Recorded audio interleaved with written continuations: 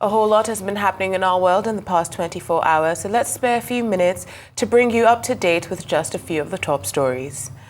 While it's still raining blood and thunder in the Middle East, as 52 people have been killed or left missing in Israeli strikes near Gaza City on Saturday, according to the Hamas-controlled government media office. The GMO said that 38 bodies had arrived at Al-Ali Baptist Hospital, and 14 people are still missing under the rubble of homes and buildings.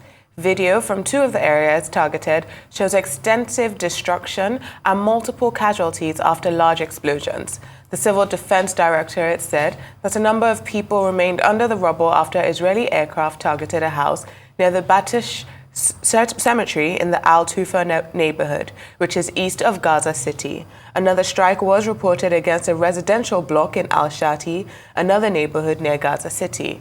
The Israel Defense Forces, in a brief statement Saturday, said that IDF fighter jets had struck Hamas military infrastructure sites in the area of Gaza City. The IDF, however, did not specify where the strikes were carried out. In the meantime, Israeli military has admitted that its forces violated protocol by strapping a wounded Palestinian man to the front of their vehicle during a raid in the West Bank city of Jenin. The Israel Defense Forces confirmed the incident after it was captured on video and shared on social media.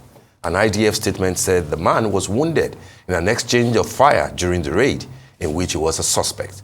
The injured man's family said that when they asked for an ambulance, the army took him, strapped him to the bonnet of their jeep, and drove off. The individual was eventually transferred to the Red Crescent for treatment. The IDF said the incident will be investigated. I mean, this is where we are globally.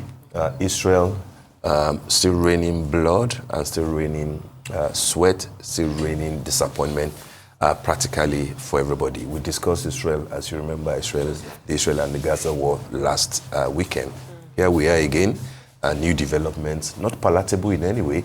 One of the interesting articles I read about what is going on over there was in the New York Times during the week, in which they tried to pinpoint why Netanyahu seems not to have much regard for President Biden. And I thought that was instructive, that one man so implacable is able to carry on with this, what many people have described as wanton, destruction. And this is not about taking sides. This is not about, apportioning blames, but this is about looking at what is happening to innocent people in that part of the world.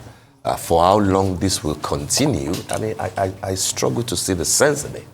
At what point will you be satisfied that the infrastructure of terror by Hamas has been totally wiped off? How much is Gaza itself that, it has gone on for so long since October, and of course, pounding is happening day by day? Who therefore can talk to Mr. Netanyahu if President Biden cannot? I mean, there is so much back and forth on this story on the Israeli side, with the Palestinians. And the news that has come in with this is that the bombardment did hit residential buildings in the city's north, south, and even with significant damage. In the video, you could see the massive crater that was reported that hits this densely built Shati refugee camp in Gaza City. But then the Israeli forces released a statement saying that they actually tried to hit places where they believe that the enemies were. I mean, all of these conflicting reports will keep coming in. It's like, we're not hitting civilians. We're trying to actually find those who are, basically coming for, the Israeli soldiers. Or that the Hamas members are hiding within. Civilians. So does that make it okay to target, families and all of that? And when you think about, like you said, the fact that, Biden has come out and, said that he's going to try and talk to Netanyahu and have conversation, and they have, a strong standing, they give all these strong and final warnings, but it just seems as if it's going into one ear and coming out the other. Just like Adesua said rightfully, last week, at this point, there's just so much bloodshed that there's something has to be done, because every day we keep coming and we're saying, 50 people died, 25 people died, and people are almost becoming, would I say, nonchalant anymore, because there's no, these are people's lives that are going, but there's no real effect. Yes. The interventions by the United Nations, Yes. it doesn't look as if it amounts to anything when this it comes shows, to Israel. Yeah, I mean, it shows the importance of that we need better collective action. In the last 24 hours, Israeli strikes have killed over 100 Palestinians in 24 hours alone. Yes. In the past week, Netanyahu dissolved the war cabinet because of key departures, right? Because even some of the people in a very conservative nation, even some of those people who were on his war cabinet cannot even no longer stomach what the IDF is doing. The IDF strapping a wounded man on a car, driving it around, it being caught on video, it's something that should strike a chord in the hearts of people who needed an ambulance. It's something that should strike a chord in the hearts of people across the world, because it is absolutely abhorrent. We've gotten, people have called out the IDF, particularly for war crimes, for the inhumanity in the treatment of Palestinians. And again, like this, we're seeing strikes into residential areas in Gaza. If Israel, the IDF continues to say that the Hamas is hiding in residential areas, then you must take these things into consideration. You cannot think that human lives is valid, and in order to get one Hamas, remember, in order to get one Hamas operative, Israel bombed a refugee camp. Yes. Hundreds of people were killed. Yes. In order to get one person, there is nowhere in the world. Whoever they are not going to line themselves up and say, here we are, come and fight us. And we're also talking about Gaza was called an open-air prison for 17 odd years. Since 2007, Gaza has been seen as an open-air prison. It's a densely populated, restricted area. You have people moving back and forth within an area that they cannot leave. Palestinians in Gaza can't have passports. They can't travel for summer.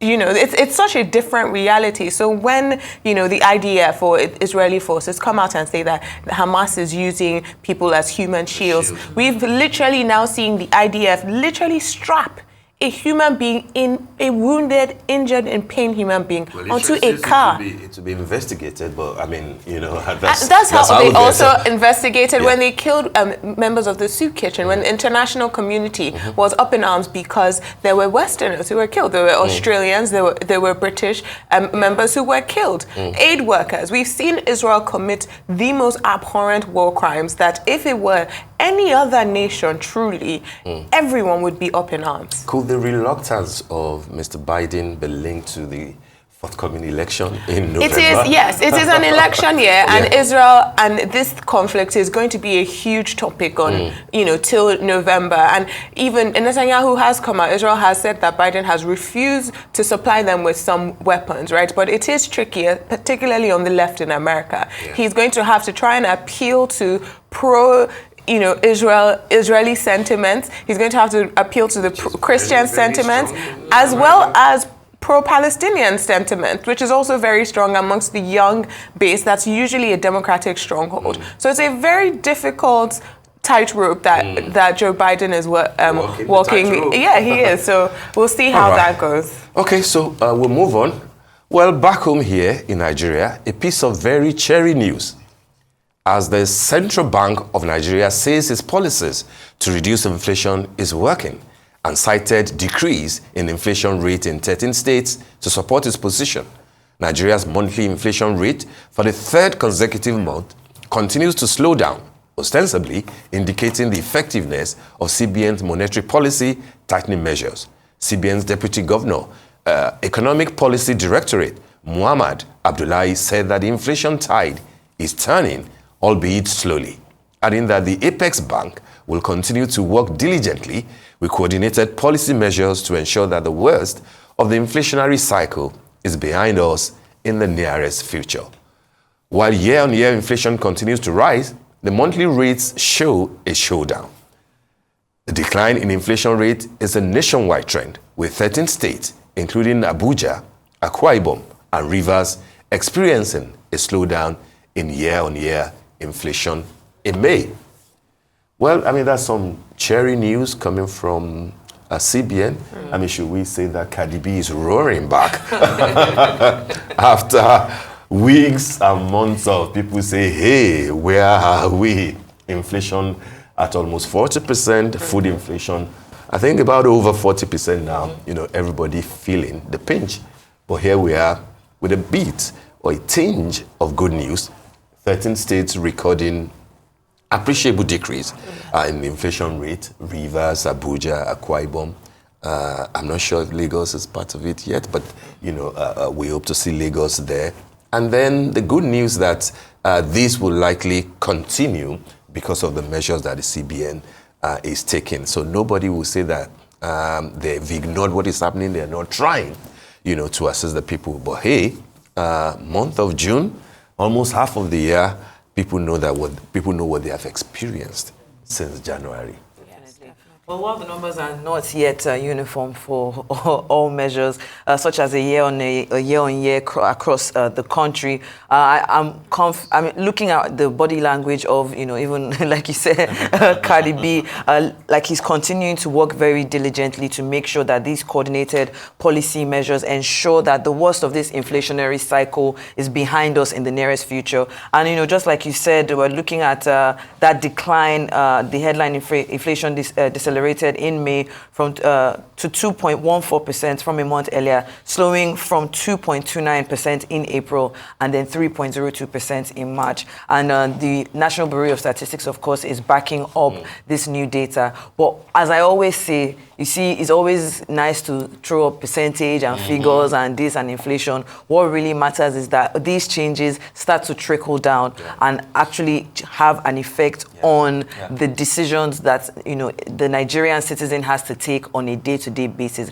especially when it comes to feeding, being able to provide, for oneself and this disposable income, wealth to cope. Exactly. So, congratulations to us, but I still think it's too. That's too early. I think it's still too early to throw a party at this point. Yeah, you're very correct. Maybe not too late to again have hopes renewed. Poco a poco, as they will say. I mean, yes. I think it shows that the policy from the CBN is working, and that's the most important indicator here, that the MPC, the raising of the base points to try and slow down inflation, is actually having the desired effect. And that, I believe, is what we need to actually focus on, is that hopefully, will be my word. Well, if I would say 3 months is a solid trend there. That's a quarter of the year. What we hope for is that you have continued stability in the market, in the forex market, that we have a continued reduction in inflation rates. If month-to-month inflation is reducing, that's a good thing. At the end of the day, yes, inflation is still much higher and is still being felt by everyone, particularly when a lot of our inflationary pressures come from our food, and food inflation is high. And that is not within the control of the CBN. So until also the federal government has a cohesive, comprehensive policy, particularly when it comes to food security, inflation is going to keep increasing. Absolutely. And I think that's part of what our guest yesterday, spoke extensively about, the question of malnutrition and food inflation. Yes. Yes.